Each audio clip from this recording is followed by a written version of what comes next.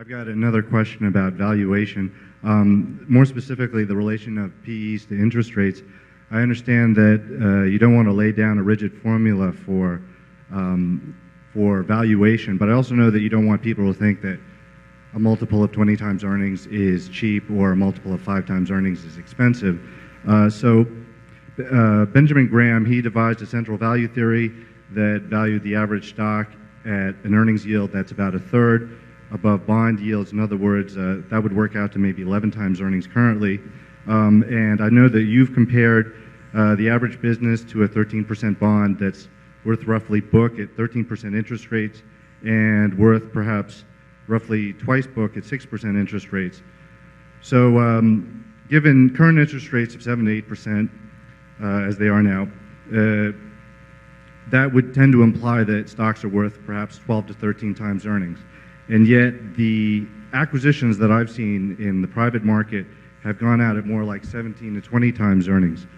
And I'd like to know, what do you think is the rough range of multiples that makes sense? Yeah, well, it isn't a multiple of today's earnings that is primarily determinant of things. We bought our Coca-Cola, for example, in 1988 and 89 on this stock at a price of $11 a share, which as low as 9, as high as 13, but it averaged about $11. And it'll earn, we'll say, most estimates are between $2.30 and $2.40 this year. So that's under 5 times this year's earnings, but it was a pretty good sized multiple back when we bought it. It's the future that counts. It's like what I wrote there, what Wayne Gretzky says, to go where the puck is going to be, not where it is. So the current multiple interacts with the reinvestment of capital and the rate at which that capital is invested to determine the attractiveness of something now. And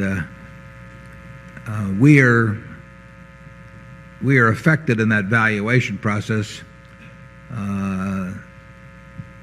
to a considerable degree by interest rates, but not by whether they're 7.3 or 7.0 or 7.5. But I mean, we will be thinking much differently if their long-term rates are 11% or 5%. And but we don't have any magic multiples in mind. We're thinking we want to be in the business that 10 years from now is earning a whole lot more money than it is now, and that we will still feel good about the prospects of the business at that time.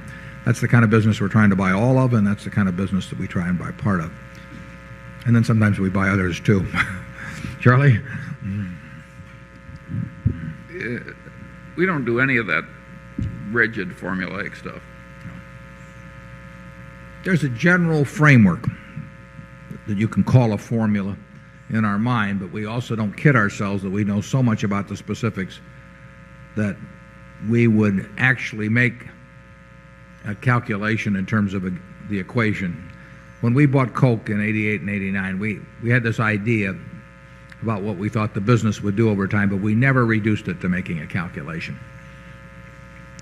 Maybe we should, but we don't think there's that kind of precision to it. We think it's the right way to think in a general way, and we think if you think that you can do it to pinpoint it, you're kidding yourself, and therefore we think that when we make a decision, there ought to be such a margin of safety that it ought to be so attractive that you don't have to carry it out to 3 decimal places.